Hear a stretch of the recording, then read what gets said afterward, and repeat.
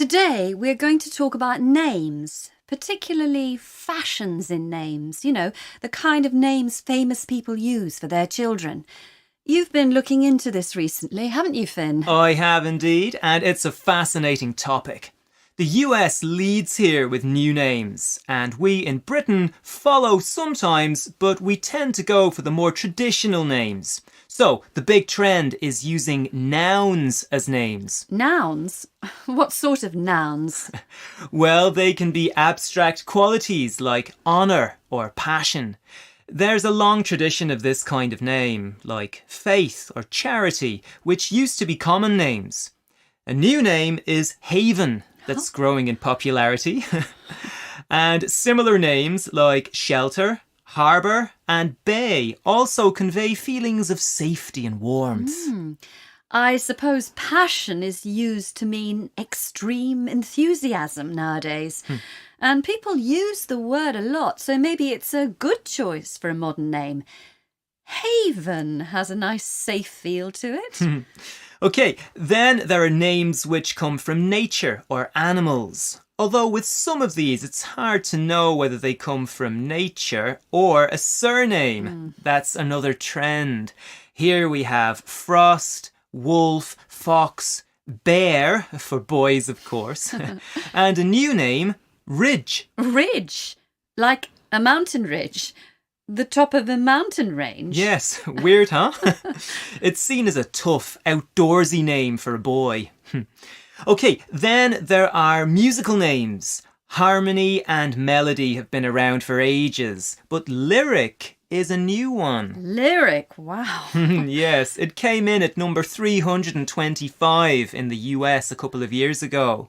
That doesn't sound very popular, but there are so many different names being used at the moment that it means it isn't so unusual. Other noun categories are months. May, June and April are common, but January is uncommon and November very unusual. And then you have colours. Beyonce and Jay-Z called their daughter Blue Ivy, a very distinctive name, a colour plus the name of a plant. Blue is very popular for girls right now, and red or grey for boys. I've just thought of another category, food names like olive or clementine. Yes, that's another one. Flower names are pretty common, but food names are unusual. Gwyneth Paltrow and Chris Martin named their daughter Apple, of course. Yes, poor child. Actually, Apple is becoming more and more popular, although people think that's because of the technology connection, not the fruit. New names always seem strange at first, but you quickly get used to them, like all the names from places or jobs. Chelsea and Brooklyn seem like normal names now. They were strange when they were first used. Taylor, Mason, Cooper are all first names from jobs. And they are also surnames. I think that's how they started. You're probably right there. What about the Beckham's daughter, Harper? She was named after Harper Lee, the American novelist who wrote To Kill a Mockingbird. That's another trend, naming children after famous writers, musicians. The British band One Direction have had an effect on names. Or fictional characters like Bella or Edward from the Twilight series. Or Hermione from Harry Potter. Sorry, can I just interrupt there? I've just had a message passed on by the producer. A listener has just phoned in with a very strange story about a family in Holland with 6 children.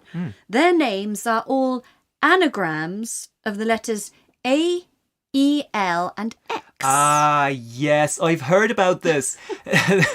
This family are famous in the world of bloggers on names. Let me see if I remember the names. Alex and Axel and Lexa, they're the easy ones. Zila and Zael.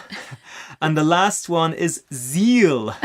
I'm guessing about the pronunciations, by the way. You mean there are names XELA and XAEL. Yes, but they are very unusual.